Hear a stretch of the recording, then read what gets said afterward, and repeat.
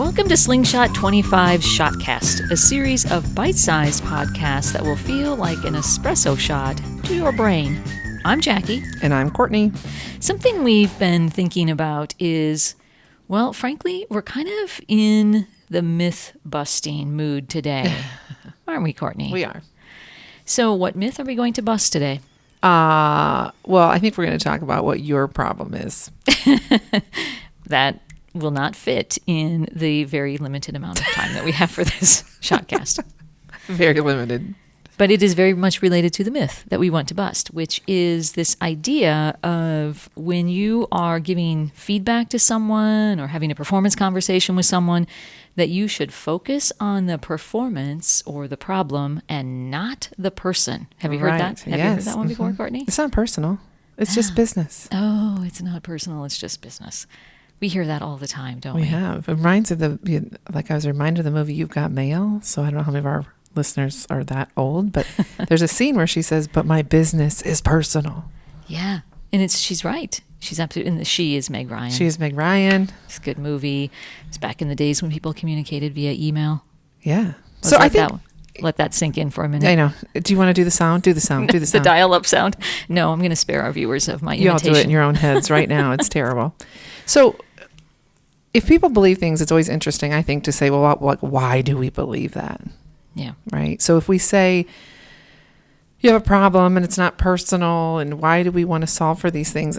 I think it really starts like we want all problems to be very cut and dry and compartmentalized and not tied to people. And I think our lean background and our operation mindset, like let's just drill in and pin in and take it all apart and ask how many whys to get to the root of it. And once we fix that, it'll fix everything else. And that's aspirational. I think it's kind of heroic. I think it feels good to believe if that can work, but we know that only really works on what we call complicated problems. Yeah. It works in math and it works in science and it works in all the hard sciences, but it doesn't work with people. That's right. And I think another thing that's in this that we maybe don't give enough thought to is that I think sometimes we like to believe this story that when we're talking to someone about their performance, that if we just tell ourselves the story of, oh, this isn't personal, it's just, I just want to talk about your performance. I just want to talk about the thing you did or the problem you're trying to solve and you didn't quite solve it yet. That if I say this, it's not personal, it's just business, or it's not personal, it's just we're going to just talk about this problem, that it somehow gives me like carte blanche to not have to recognize that it actually is personal for you.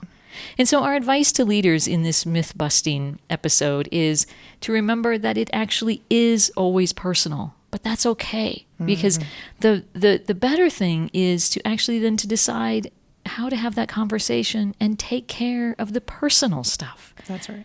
And this is then, of course, where things like empathy come in and curiosity and believing in the other person and some humility of you don't have to have all the answers and you can be here to support and you can show that you care about someone when you're doing this. Because as much as we like to say, don't take stuff personally, this isn't personal, it's just about the problem or the business, we can say that all day long, but it doesn't make it true. No. And there's a certain amount of irony that we think we say that because it's easier on us, that we don't, because deep down none of us want to hurt other people.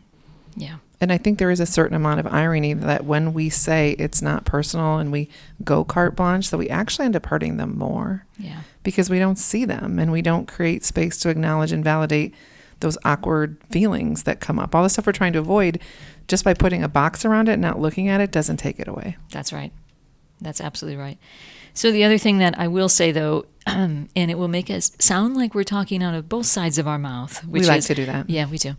Is if I'm talking to the person who is receiving the feedback, not the person who's giving it, not the one who wants the carte blanche of, oh, it's not personal, it's just business. When you're receiving feedback, we encourage you to try not to take it personally, ironically. But that's hard to do. It takes real work. But I think that's also worth reminding ourselves that when we're receiving feedback, try to kind of stay out of this place of it's an indictment of me personally to my core. I am not worthy. I am not enough. Yep. So both of those things can be true. But I think ultimately, because we love talking to leaders about how to be great leaders, I encourage you to remember that it is personal, but go ahead and deal with the personal. That's not about sugarcoating. It's not about coddling. It is about empathy, acknowledging and validating. You can say hard things and you can still say, I care about you and I see you and I know we can do this together. All right, I think that's it. Courtney, did you have anything else you want to add on that? No, let's wrap it up. Okay, then I guess that's all for this episode of our Shotcast, but we always have much more to say. If you want more, drop us a line at slingshot25.com. Until next time.